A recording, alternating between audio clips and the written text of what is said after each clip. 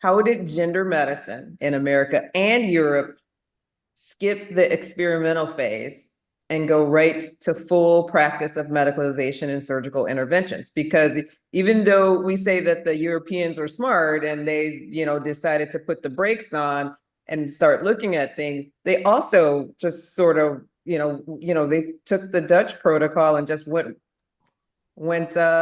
full speed ahead with it too. So how did that start?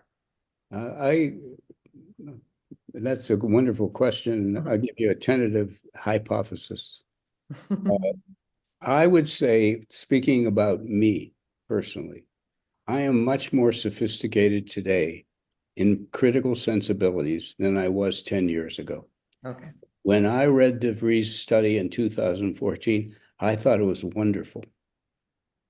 And I published a paper criticizing it 2 years ago. So Yes. I've come a long way in understanding how things get to be done and versus how things should get to be done. And as you indicated in the introduction, in 1998, I was the chairman of the committee that did WPATH standards of care. And I can tell you, we had no concept of evidence-based medicine. We had no concept of a systematic review.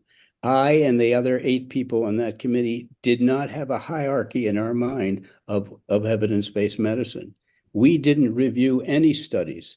All we did was talk about what we thought is the best thing to do.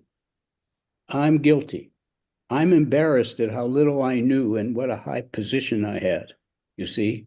And even in 2014, I was far less methodologically aware than I am today.